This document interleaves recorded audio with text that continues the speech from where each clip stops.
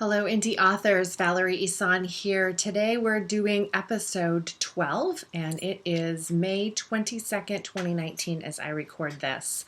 I'm doing it a little bit earlier in the morning than I normally do, so the mailman hasn't come yet, and I'm hoping the dogs don't go ballistic while I'm recording this. So we'll see. I might have to do some fancy schmancy editing to the video before I upload it. Okay, today I'm going to be talking about author pages and a bunch of back-end stuff that you can be doing at this point of your publishing process. But first, a personal update. I've written more sections in the Nitty Gritty of Self-Publishing book that I'm working on, and I had a meeting with the woman that is designing a tracking and accounting system for me. And that sounds more grandiose than it really is. Basically, it's spreadsheets scare me, but I think it's really the actual creation of the spreadsheet that bothers me, because I don't want to learn how to use Excel. I don't know anything about the cells and how to put I don't know how to make it so that it tallies up at the other end and how it really works. And I don't really want to learn. So if somebody else created the spreadsheet that I need, that might be something different. Maybe I can enter in stuff without too much brain fatigue. So and she's going to create that. And really what I want to design is something that works well with my TurboTax information. So I don't have an accountant yet. I just use TurboTax. And so when you go in and you're doing the business part of it, it asks you, how much money did you spend in services and how much money did you spend in fees? And so I want to be able to track that monthly, not just the income I'm making and the expenses that go out, but itemize by category those expenses in the categories that TurboTax uses so that it can be more streamlined at the end. And I have Tracker Box that I downloaded for tracking, so I need to set that up and kind of learn that a little bit, and hopefully she can integrate the use of Tracker Box into the system that she's going to create for me. So that's happening kind of in the background. I got some new insights at my local monthly business mastermind group that I go to, most notably around pricing. And I'm still mulling that around in my head. So I don't really want to talk about it yet because it's not fully formulated. But it was a great meeting. And I really appreciated the extra time. We talked for 2 hours instead of an hour and a half. And one of the ladies couldn't meet us because there was a death in the family. So it was just two of us. And so we got a lot of one-on-one for each of us, which was really nice. So I'm really glad that I have that resource. And I encourage you to find something like that in your own community, because you need that CEO planning, strategizing, just kind of brainstorming help. I love talking about my author business, and I'm always thinking about it, but my husband has no interest in knowing what I'm working on so granularly. I mean, he likes to know about what's happening in my author world, but, he doesn't want to strategize with me. His eyes start to glaze over and he's like, do I, what? So it's nice to have that access to other authors that want to talk about the author business and process and how to fit stuff into your life. And so I encourage you to reach out in your community and find that person or persons that would be willing to meet with you on a monthly basis to go over what your wins were for the last month and what you're struggling with this month. And it's good. So I hope you find something like that in your life, in your author world life. So I just this morning, while I was making breakfast, listened to the Writer's Well podcast, this last episode, and I was really excited to get some of the tips that came in about weekly schedules. And Rachel Herron, one of the hosts, talks about in her other podcast about being a process junkie. And I kind of feel like I am too. You know, I want to know how people do the things they do and accomplish the things they accomplish so that maybe I could glean that, little bits here and there and come up with my own process that fits really well. And this last episode, Jay Thorne, the other host, talked about his that he had just shifted his weekly schedule into something that would allow more deep work and big thinking, which really resonated with me. And it's a really great episode in it, and they're super short. They're like 20 minutes long. So I recommend this last episode. I never looked to see what the title was, but it's the Writer's Well podcast with Jay Thorne and Rachel Herron. And it just came out today, I think. Or yesterday. I think it came out yesterday. So it's the latest episode. And again, today is May 22nd, 2019. So if you're looking through the podcast feed for the Writer's Well at a later date, then that's how you can find it. But they were talking about, schedules and how to fit marketing in and stuff like that. So anyway, it just reminded me that there is no one correct way to set up your day and your week to get things done. And, you read about how everybody says, right, first thing when you get up in the morning, or don't check your emails until the afternoon, or, everybody's got a way and a tip that works best for them. And I do like gathering those up and hearing what other people have to say. But along the way, I start hearing some of the same stuff over and over. And I think, well, that must be the way then. If the majority of the authors that are successful do it this way, then I should do it this way. And again, it reminded me, listening to his new schedule, it really resonated with me. And I think I might try that, because I really struggle with separating my days up between creative work and non-creative work, like the marketing and the admin and the creating this podcast and that sort of stuff. This is super fun and I like doing it. And even the email work and the admin work, might not be super fun sometimes, but it feels like I'm getting stuff done. And so I like crossing off those things on my list, and I get a little dopamine hit. And so it's easy for me to slip into doing all that busy work that's really not urgent. And it's not really important, actually, in the long. What happened, and the dogs went crazy over the mailman. So hopefully I will have edited out enough that you won't hear any of that. And if you get a little weird blip in this podcast feed, you'll know that's what it is. Me editing out dog barking. Okay, so the other thing that I did this week was my time audit.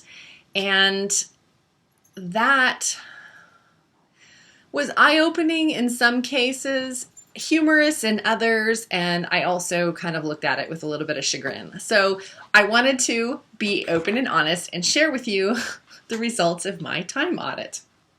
So I have 4 dogs, and feeding them takes a long time because they're all senior dogs and they all have medical problems.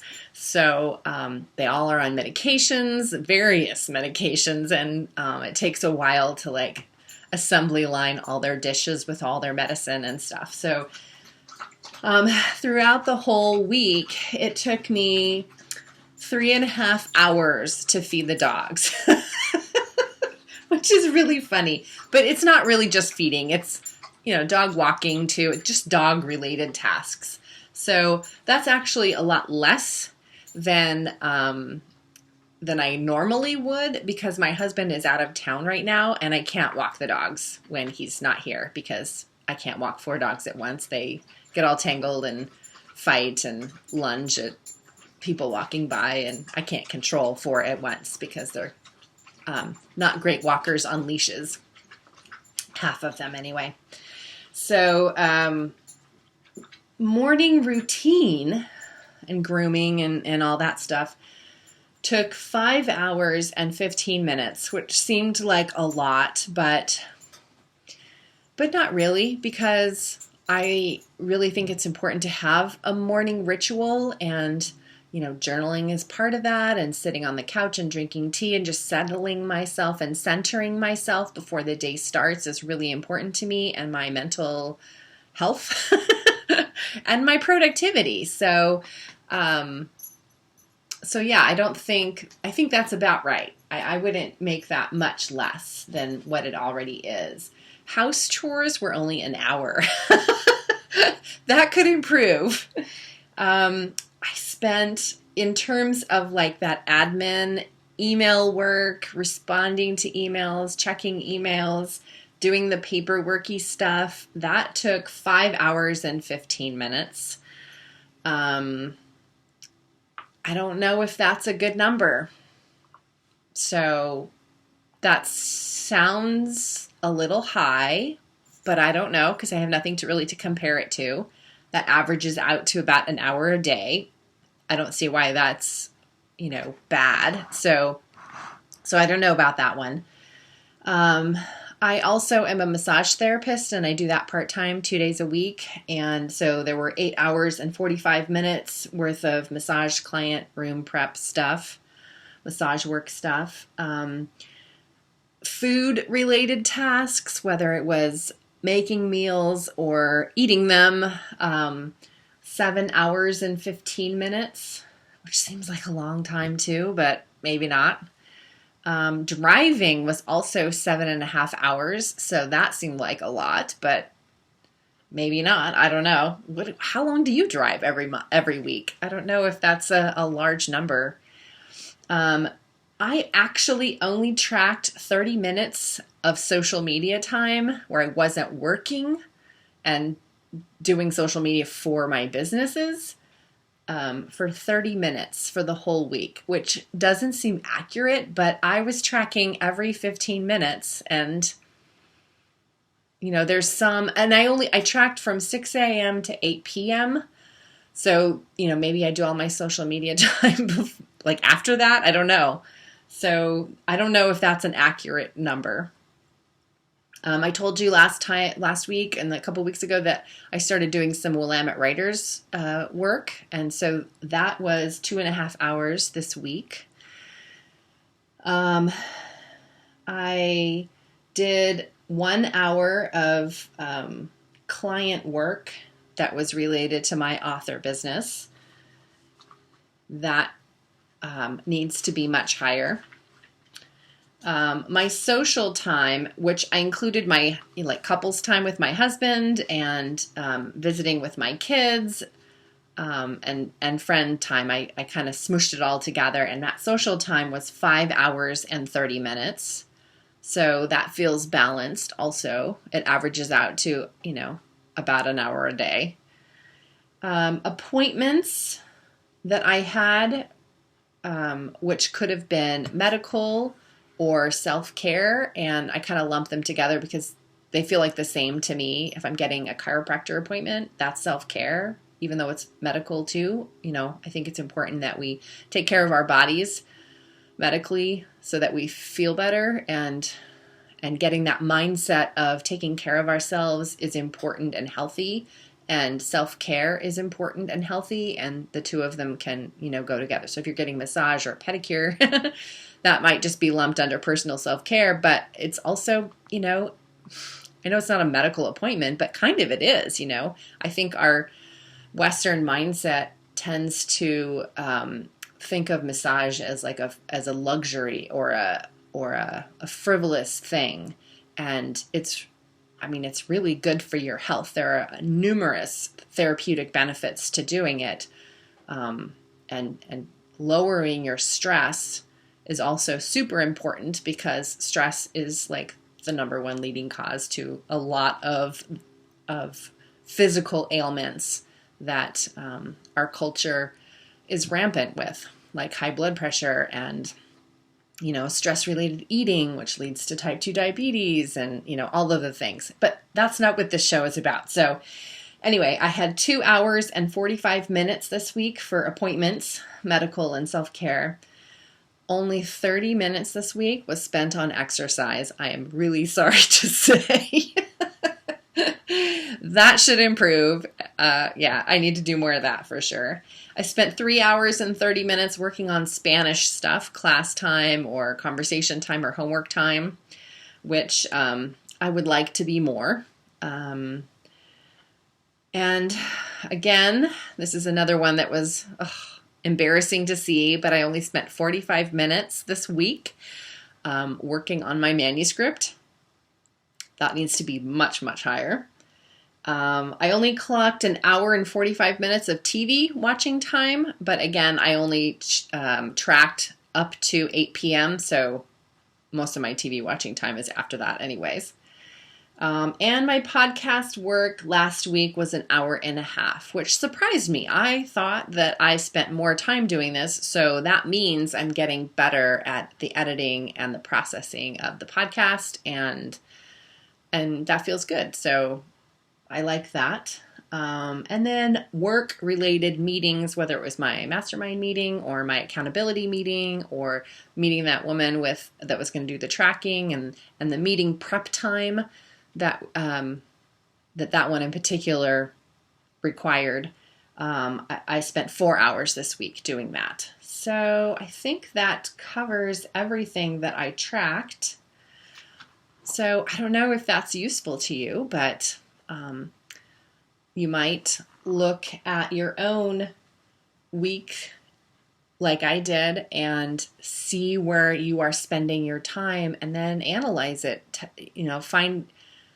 look inside and see if you think you are spending your time wisely, and more specifically, if it's in alignment with your goals for your future and your author business or your personal life too. So I hope that was useful. I don't have any new patrons this week, so I wanted to briefly tell you about stretch goals on Patreon in case you didn't know about them. I have 3, and they're different levels of, my first one, for example, is once I reach $125 a month in Patreon income, I will put out a secret for patrons only audio that's monthly. It'll happen every month, a question and answer. So you can send me in questions and I'll answer them on the audio, and that will just be available for patrons only. So it'll be like an extra secret podcast episode. Other stretch goals include book description and chapter critique that, with the writer's permission, I would do on the regular podcast episode as kind of as a bonus episode for everyone to hear. So thank you to all my patrons that are sponsoring me right now, and don't forget that monthly connection video happens for patrons at any level. So if you want to connect with me in that way, then you can join us on the Patreon community. And the support of my patrons on Patreon helps make this show and other projects possible. Plus, being a patron of the arts is a totally cool thing to do. Joining my Patreon community also gets you sneak peeks into my creative world, allows you to interact with me directly, and rewards you with bonus content that you can't get anywhere else. For less than a cost of a tasty hot beverage or a pack of gum, as low as $1 a month, you too can become a patron of the arts and me. Find me at patreon.com/Valerie Ihsan, IHSAN. So, main topic, we're doing back-end author page stuff. So at this point, you've maybe set up your pre-orders if you're doing that, and you've decided on your marketing strategy and your distribution strategy. You know if you're going to do KDP Select or if you're going to go wide. You've made all these decisions, and now it's time to set the date for your launch party. if you're going to have one. And you totally should have one. If you've written a book and you've published a book, that's more than so many people around the world.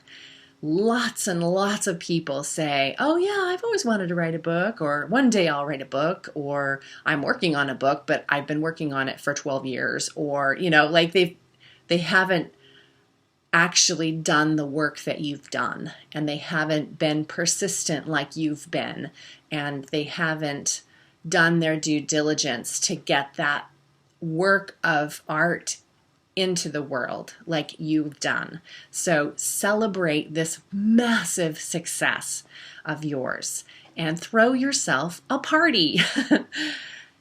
So set the date for that if you're going to have a party. At this point, once you've set up the pre-order and you know what your launch day is your publication day is going to be for the book, then that's the time when you can set up author events if you're going to have any of those.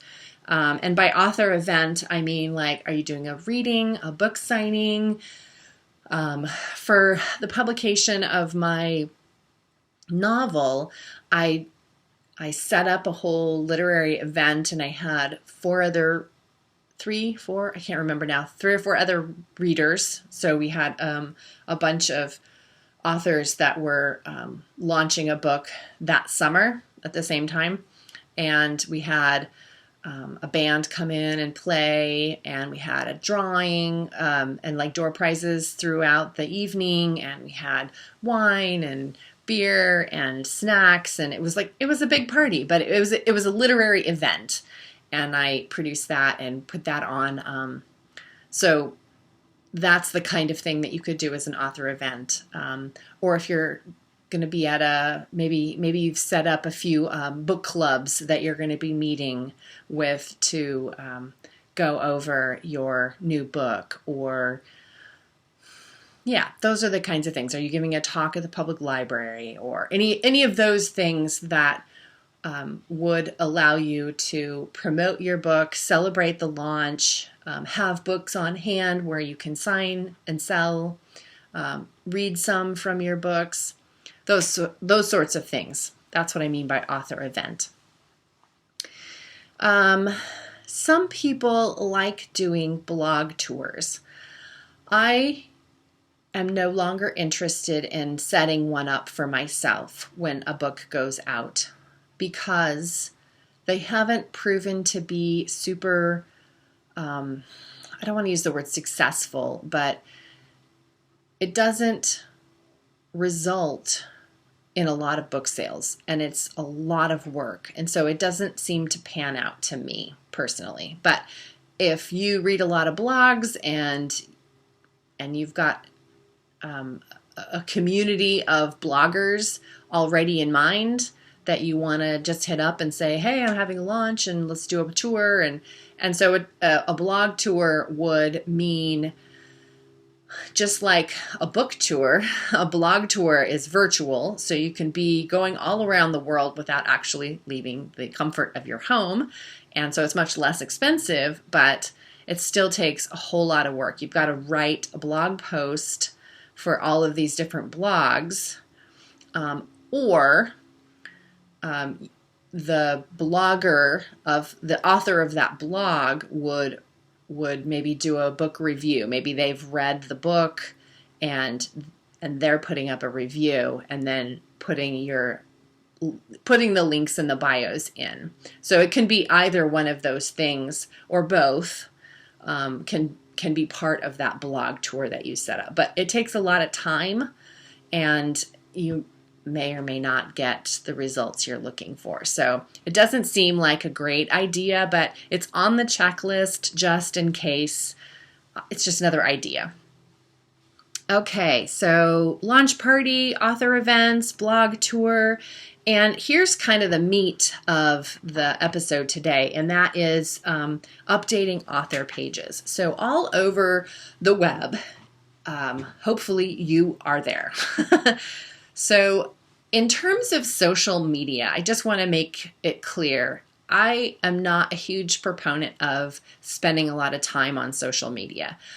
I have presence on all the channels. I've got a LinkedIn profile, a Twitter profile, an Instagram profile, a Facebook page, all of the things. And Pinterest and some of the things that you wouldn't normally think of in terms of author related stuff. But I have presence in all of those places, but I don't hang out there. I don't go every day to all of these places and post stuff multiple times a day. That's just a waste of my time. So what I do is I like Facebook. I'm already on Facebook personally anyway. So it doesn't take a lot of time to slip in something. In fact, here's what I do. I like Facebook and I like Instagram. I like Instagram even more than Facebook these days. So I'm on Instagram pretty regularly. I scroll through the pictures and, I leave some comments every once in a while. And when I post my own pictures, I have it linked. I have a business Instagram account. So that means that I can link it to my Facebook page and my Twitter page. And so whenever I post a photo on Instagram, it also goes to those other two places. So with one posting, I'm hitting 3 social media channels. And all of the bio lines in all of the social media places lead back to either my website or, to the social media channel where I want to hang out. I send them to the place that I can connect with them at. I don't want to go to Twitter and hang out on Twitter. But for the people that love Twitter, I have a presence there. They can find me and they can see an occasional picture that I post, and then they'll know where to find me. They can go to my website or whatever. So all of these places need to be updated with the new information you have on your book publication. You can go to, here are a few of them. Let's see, Goodreads. So you must have an author page on Goodreads, and Amazon owns Goodreads.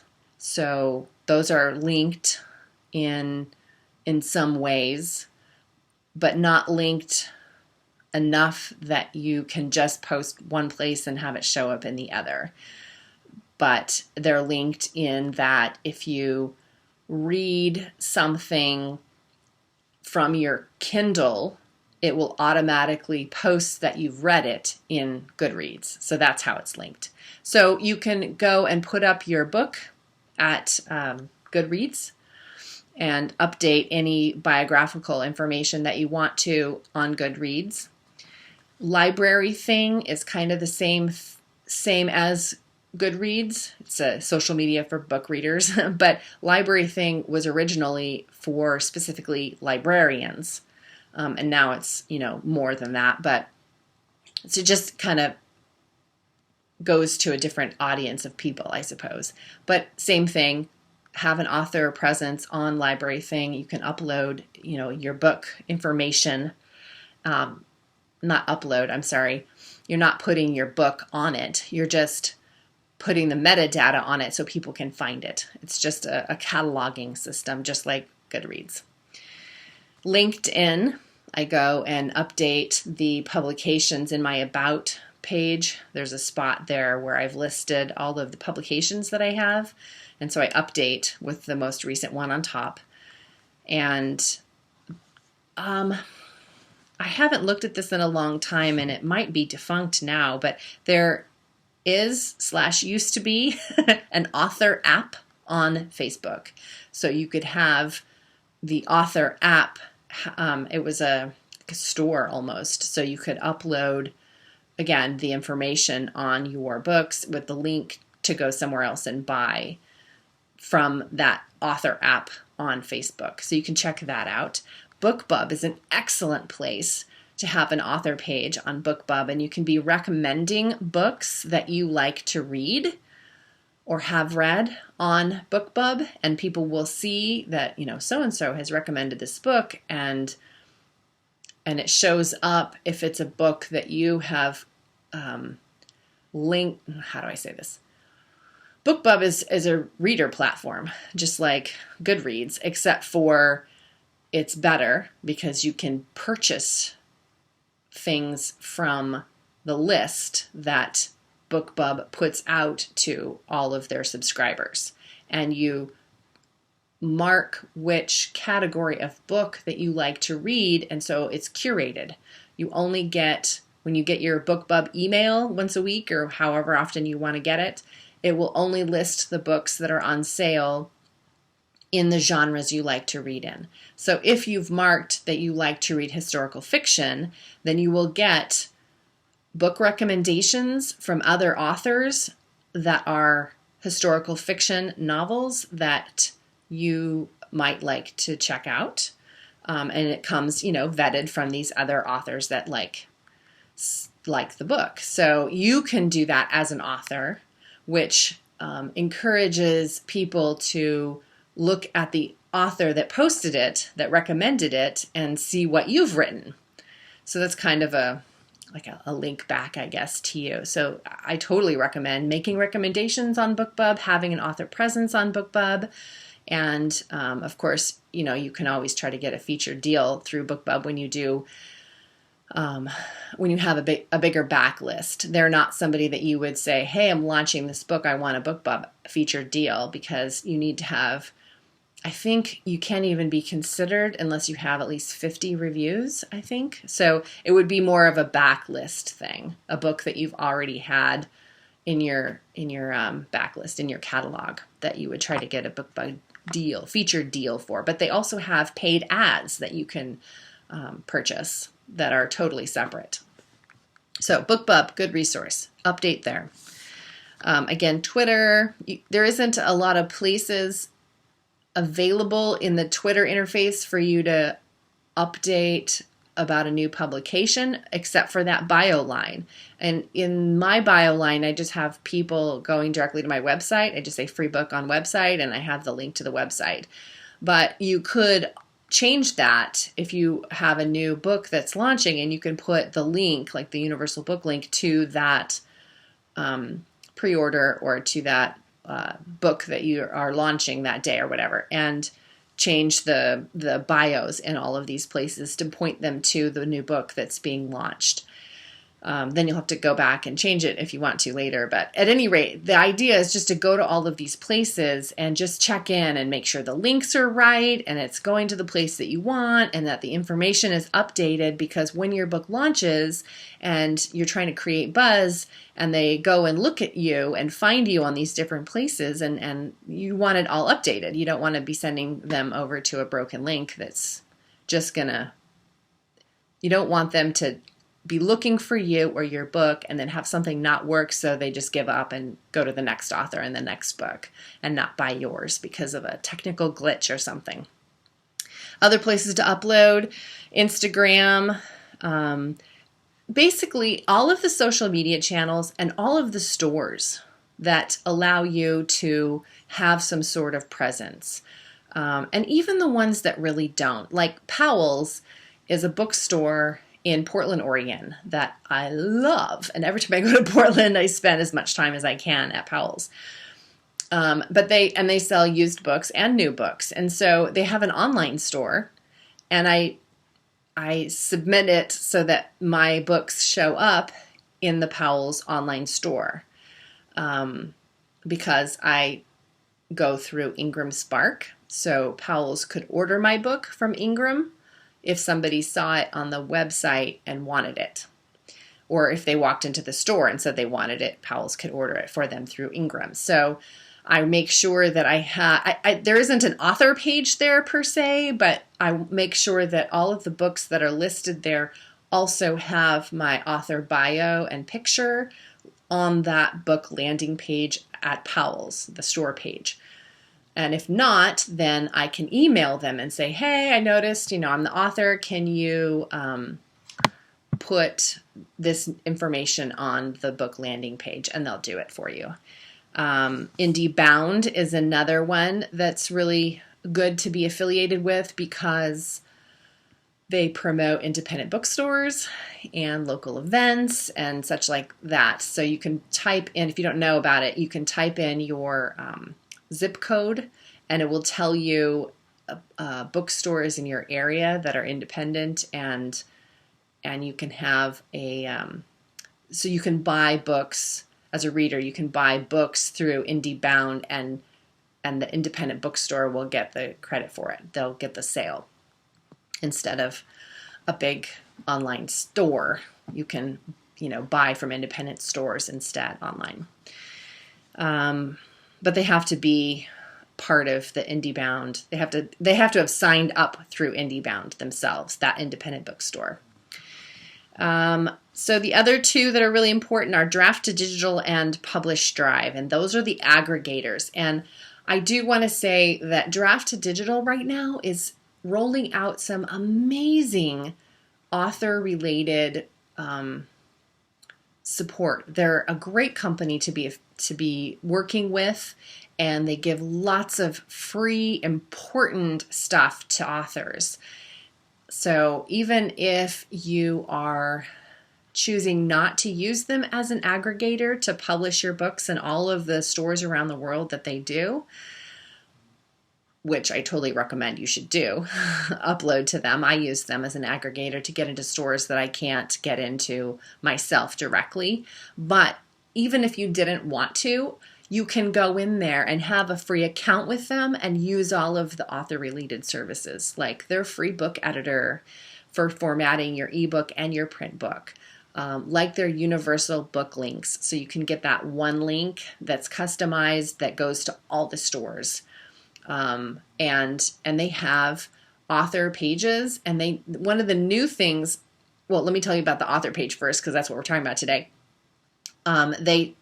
Their author page is pretty comprehensive, and you could almost really use it as a website if you needed to. So updating your author page on Draft to Digital is really important. But they also, this is just a side point, they have a new thing that just came out last week, I think, on it's like a carousel, I think that's what they're calling it, book carousel. It's a way to make a book list, and they can be of all your books, or like if you write in a series, you can just have your books from one series. You can have one set of one series, then you can have another carousel book list that has the other series. Or if you want to have a list of your favorite books for this year and give that link to your mailing list, or if you have a list of books that you use for research and writing, or any collection of book titles that you want, whether you've written it or somebody else has written it, you can put in this carousel, this link or list, and you can send people to it, and you can have your affiliate links in there too and earn a little bit of money if people see on your list, oh, look at that, I haven't read that book yet, I want to check out that book on writing or whatever. And so that's a new thing. I haven't even used it myself yet. But so these are all the places that you should go, all of the author pages or author related places online where you can update it, and just make sure all your links are good. And the last thing I will say very briefly is you can also use canva.com to create graphics for yourself related to your book to increase suspense for the book launch. So you can make little memes with maybe a character quote on it, or a background picture of something that's really thematically comparable to the themes in your book, and some inspirational quote, or you can just make, the book title coming soon or something like that, just to create some buzz. And canva.com has a lot of templates. It's a template-based graphics helper. So you can create your own graphics without hiring a graphic designer to do all this stuff for you. And maybe you want to create some ads with it too. You can put in the customizable dimensions that each of the sites have that are different. Like if you want to make a YouTube banner, that's different. If you want to do a Facebook ad, that's a different size than an Instagram post ad, or, et cetera, et cetera. So using canva.com, canva.com, is a great free tool that you can use. I pay for the premium one so that I can resize it really easily and use the same image and just make it different sizes without actually having to do the work. They do it for me, so I pay a little extra, but other than that, it's a free site that you can use. So great resource. All right, that is it for today. Next week, we're going to be talking a little bit more about actually working with your designer to approve the files that you're going to be uploading. So it's like last minute file tweaking. That's what we're going to talk about next week. So be well, happy writing, and I'll see you in the next podcast.